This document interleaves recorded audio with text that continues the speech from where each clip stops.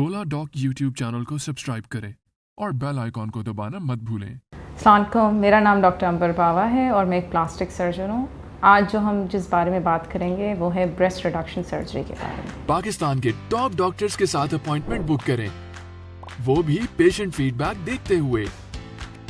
लाखों लोगों की तरह पाकिस्तान के सबसे बड़े डॉक्टर नेटवर्क का फायदा उठाएं और आज ही ओला डॉक ऐप डाउनलोड करें। ओला डॉक, डॉक्टर का अपॉइंटमेंट आसानी से। जो सबसे ज़्यादा कॉमनली आस्क्ड क्वेश्चंस होते हैं मैं उसको एड्रेस करूँगी यहाँ पर, और मैं आई होप कि आपको उससे फ़ायदा होगा। जब पेशेंट हमारे पास आता है तो एक्चुअली वो ज़्यादातर हमारे कराची में जो आते हैं मरीज़, वो आते हैं ब्रेस्ट रिडक्शन सर्जरी के लिए जिनको मेडिकली मसला हो रहा होता है। वो मसाइल क्या होते हैं? उसमें बैक पेन सबसे मेजर प्रॉब्लम होता है, हाइजीन मेंटेन करना, एक्सरसाइज नहीं कर पाना, ये सारे मसले बहुत कॉमनली हम सुनते हैं।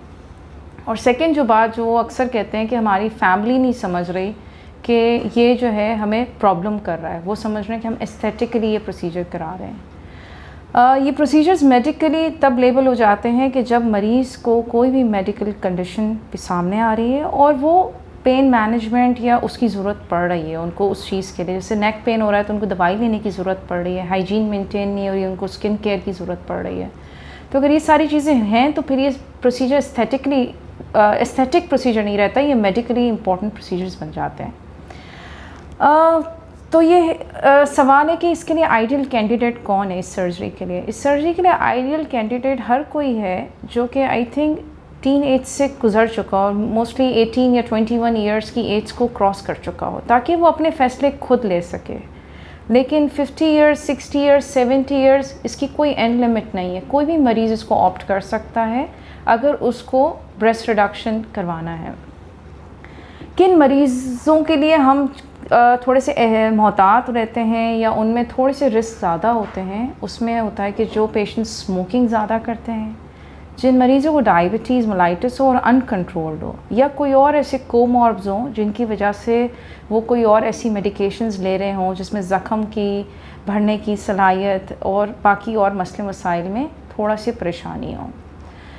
प्री ऑप असेसमेंट क्या करनी पड़ती है? किसी भी सर्जिकल प्रोसीजर के लिए हमें कुछ बेसिक बेसलाइन टेस्ट करवाने पड़ते हैं, तो वो इस सर्जरी के लिए भी करवाने पड़ते हैं।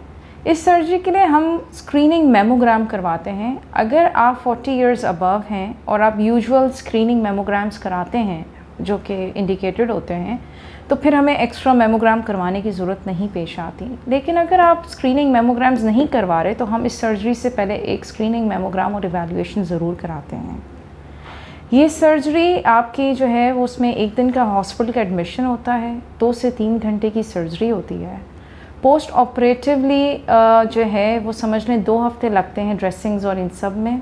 2 हफ्ते के बाद ऑलमोस्ट ज़ख़म हील हो जाता है और उसके बाद आपने स्पोर्ट्स ब्रा पहननी होती है। इस सर्जरी में रिस्क या प्रॉब्लम्स क्या क्या हो सकते हैं? इनिशियली जो प्रॉब्लम हो सकता है वो ये है कि आपका जो है वो आपको इन्फेक्शन हो गया या ब्लड कलेक्ट हो गया या छोटे मोटे जो नॉर्मल किसी भी और सर्जरी में मसले मसाइल हो सकते हैं। लॉन्ग टर्म प्रॉब्लम्स या लॉन्ग टर्म चीज़ें जो शिकायत मिल सकती है वो ये हो सकता है कि जो है हमारे स्कार जो है जो बना है वो पेनफुल है या वो ठीक से नहीं बना, या दोनों ब्रेस्ट एग्जैक्टली इक्वल नहीं है। इसके बेनिफिट्स क्या हैं कि once you go through this surgery patient जो है उसका एक तो सेल्फ एस्टीम बढ़ जाता है, he is more comfortable with that because एक वज़न कम हो जाता है उसकी बॉडी में से, पेन्स जो है वो कम हो जाते हैं, neck pain, back pain, is more mobilize, easily hygiene maintain कर लेता है। और इस सर्जरी के बाद हमने देखा है कि मरीज़ जो है वो ज़्यादा अपनी फ़िटनेस पे और ध्यान देते हैं। कुछ मरीज़ों ने हमसे ये भी पूछा है कि हम ब्रेस्ट से इतना तंग आए हुए हैं कि प्लीज़ इसको कम्प्लीटली रिमूव कर दें। तो जो हमारा एक्सपीरियंस रहा है अभी तक का, आई थिंक ये हम में से कोई भी आपको मशवरा नहीं देगा कि आप कंप्लीट रिमूवल की तरफ जाएं, because it's like a feminine part of you. So आप ब्रेस्ट रिडक्शन को ही ऑप्ट करें rather than complete resection of your breast. इसके अलावा अगर आपको कोई भी बात पूछनी है तो आप हमसे कांटेक्ट कर सकते हैं, and I will be happy to answer your questions. Thank you.